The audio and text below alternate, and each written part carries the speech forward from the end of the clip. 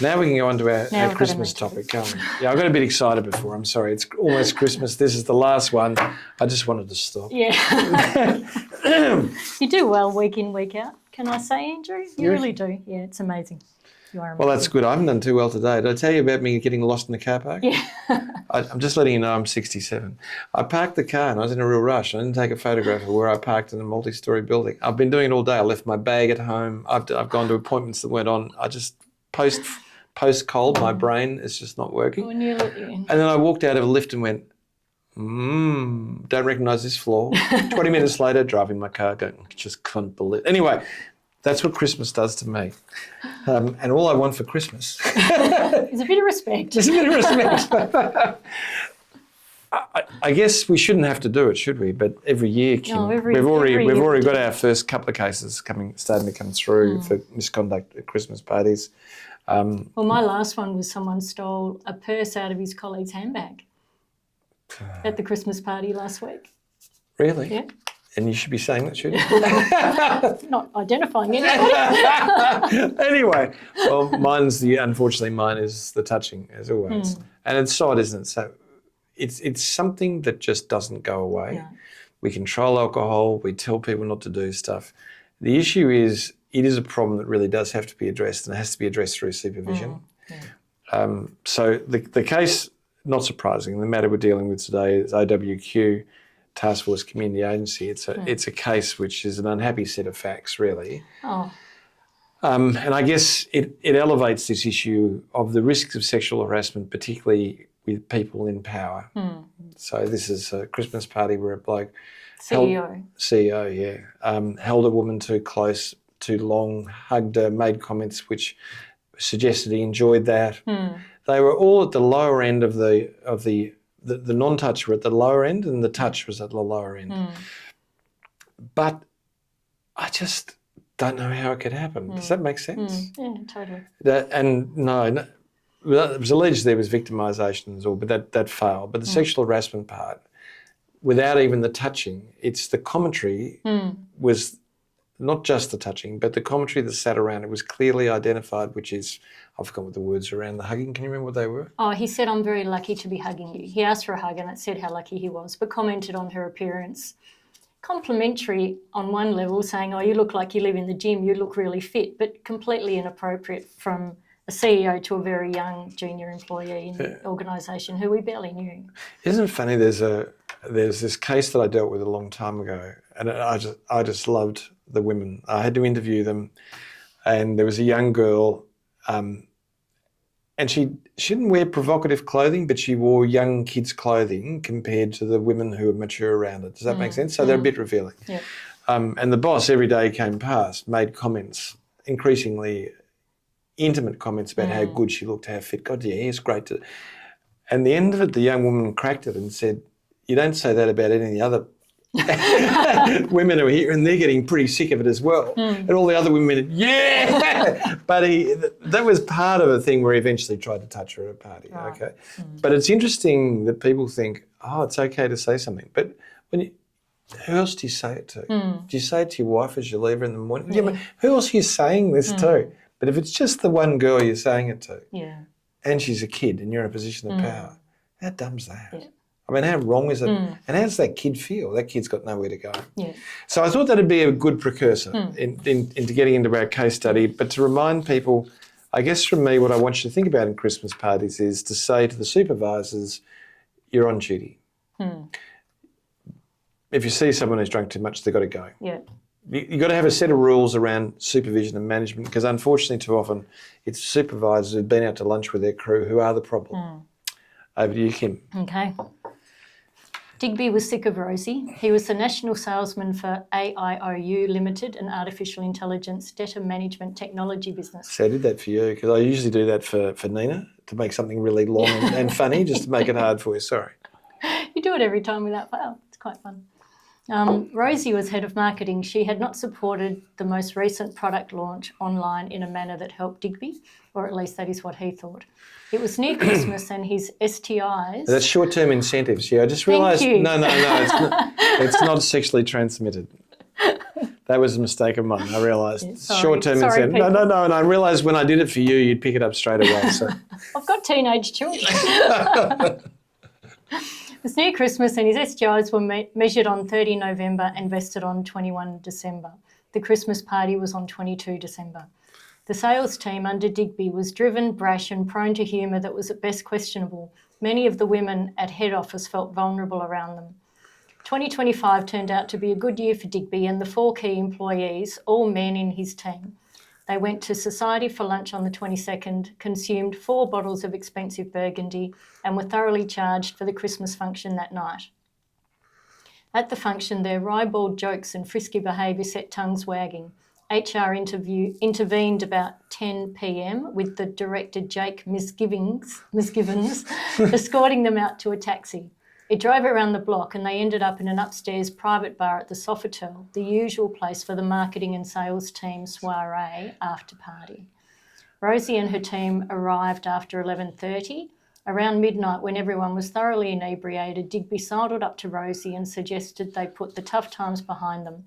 She felt awkward but said she agreed. He then laughed, shouted, "Dance with me," took her hand and yelled for Dave, his 2IC, to turn up the music. Rosie went along with it, but the dancing got closer, more like a drunken falling over style of dirty dancing, and Digby was getting handsy. She said, "No, stop it," and he leaned in close, kissed her and said, "Okay." Everyone laughed. Rosie ran from the room. She rang Jake, the HR director, but it went to voicemail. The next day, she went to see Jake and told him what had happened. Jake said he felt sorry, but AIOU had been clear, no after parties. It was forbidden. She shouldn't have gone. all right, we're off to the questions. So, was it outside of work under Rose and Telstra? So Rose and Telstra has 3 rules for when something that occurs outside of work. Now, there's an argument we'll talk about whether it is outside of work, but just assume for the moment it is outside of work. Yeah. Does it affect the reputation of the organisation? The answer is could easily do it. Yeah. Is it a fundamental breach of the contract? Does it go to the heart of the contract, to the behaviour? Yes, between 2 executive level persons, a person sexually propositioning goes to it. Does it make it impractical and unsafe for them to work together in the future? So in every circumstance, even if this is outside of work as far as employment law goes, disciplinary consequences sit around it and it can be captured. So I think it's always nice to know those things, that people can't get away with stuff in those circumstances. Okay.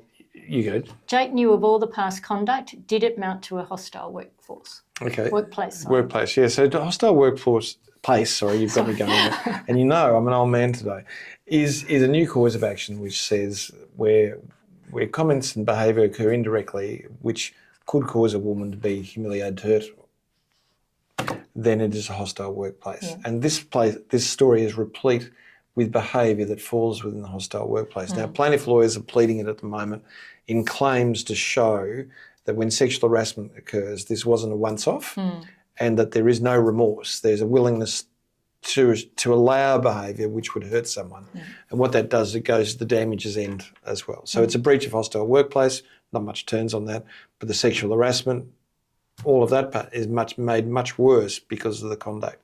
So I put it in here just to remind you, all this behaviour could have been stopped. The party could have been stopped simply by saying, we will not accept this behaviour in the workplace early on. But they let it go and go and go. Yeah. And so it develops its own legs and goes and does what it feels like. Yeah. Was Digby's conduct sexual harassment given it happened outside of work? Okay, so we're still assuming it's outside of work. Yeah. My argument is it's still work, okay? So we'll talk about that in the next few questions. Why? It's still work because it contains work people and senior leaders are participating in it, authorising it and paying for it. Yeah. Makes it work. Yeah. Okay, there's no one else there. It's just work people.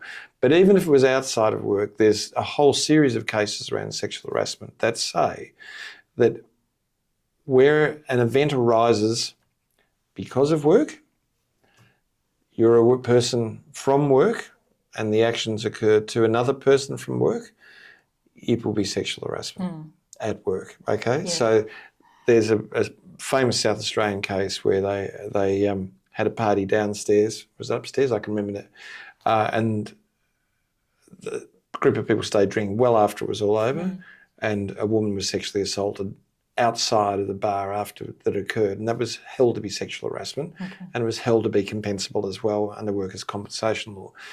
And the reason for that is all workplace law is beneficial law designed to protect a worker.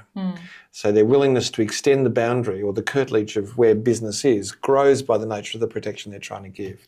So the likelihood is Rosie would have a very successful sexual harassment claim. And can I just say the damages would be significant. So we've seen a couple of really weird cases in VCAT where low orders have been made recently, which are completely contrary to the trend. Since Oracle and Richardson, non-touch sexual harassment is averaging between $50,000 to $70,000 general damages. Touch-based, and this has touch, and it's minimum 75 up to 120 for this low-level stuff. That's just the general damages. Rosie can't come back to work. Well, you're going to have special damages for not inability to work, medical damages, the like. But I want you to understand that this is connected to the common law damages methodology now. So what you would get in the common law, you will get in any equal opportunity jurisdiction. Okay? And that brings us to workers' compensation, doesn't it? Question 4.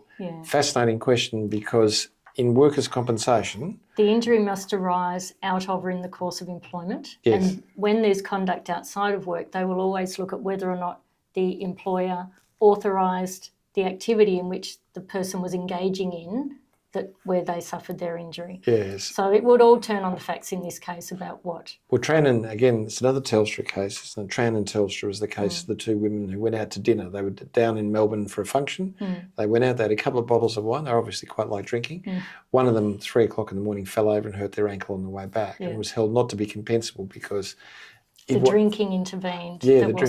It wasn't authorised. So the hotel was put up by the employer, but the drinking incident intervened to break that causal connection. So the question here is there's a direction not to do this, okay? But the difference is the face of the organisation are the two people. So two executive members running a function, there is absolutely no doubt it's compensable in my mind. But the law is interesting because there is a break in causation. There is a letter that says don't. And the reason the question is there is it's all very well for you to send emails saying don't do something. When you let it happen, it becomes compensable and your premium reminds you that you made the mistake. Okay, so was there a breach of safety law? Harder again, can I say? Because there is no safety law for outside of work. You can workplace manslaughter or industrial manslaughter. The death can be outside of work, but causation has to be internally. So the question is, was this work? My argument, and I think the safety regulator's argument would be, this was authorised conduct by leaders when the business was known about, and therefore it was part of work, and therefore there was an expectation of supervision. The argument against this, they weren't being paid to be there. It wasn't part of their paid work to be there, and it was external from the work environment. But I think if Rosie was sufficiently harmed, and somebody complained to a safety regulator, they'd be interested. Okay, and then Digby and the organisation would be in real trouble. Last question. Could Digby be disciplined, and if he remained at work, could Rosie get a stop order? So a stop sexual harassment order? So the first question is, Digby's definitely going to be disciplined. Okay, because it falls within Rose and Telstra, and that's only if it's not work related. I think it's work-related, so you don't have to get to Rose and Telstra. So did he do something that was wrong? Yes. Would it breach every policy of the organisation? Yes, it would. Was it condoned in any manner by Rosie? Did she do anything that permitted it? No. End of story. It's sexual harassment. He should be sacked. And if not sacked, he'd be on a final warning. And if he was, based on Rosie's support for him not being sacked, if Rosie doesn't support it, he's out the door. But if they do have him at work... how does Rosie have a safe workplace when they are engaged together? And that shows you the risk, because they are either side of a coin in the sales. What is the barrier that Rosie has between him and her if she's unsafe? And if you can't work that out, the Fair Work Commission will work it out for you, and that won't be good for your business. Okay? Whew, we got through that. It's the last one. Happy Christmas, guys. Last week of January, we'll be back, and it's been lovely. Can I just say, I've had a lot of fun this year. I think a good year. For the group of us working together doing this is a lot of fun. It really challenges all our staff. The production, we've really got to thank our team for the hard work they put in. And that's not just the team, the lawyers who do it, but it's for Toy and Nassim who are behind the cameras and doing the production. Yeah. But this takes up about 20 hours of our week collectively every week. And it's a voluntary contribution that everyone makes and puts in. So to you guys, thank you very much. And for everyone who watches, it is lovely when I go out to clients and they talk about what was on last time, and it keeps happening, and it makes me realise I think we're almost getting it right. But anything you've got to say, we'd love to get your feedback. If we can improve it, next year we are deliberately going to put links to each part of it. So when you come on, you can go directly to the part you're interested in straight away, if that helps. And that's from feedback from a number of clients. I love to watch it all, but sometimes I can only watch a bit. I'd like to be able to choose, so we'll do that. But what a great year. Yeah. Christmas. Pool. Have a great break, everyone. Cocktail. Sorry. See you later. Bye. Cheers. Bye. Thumbs up.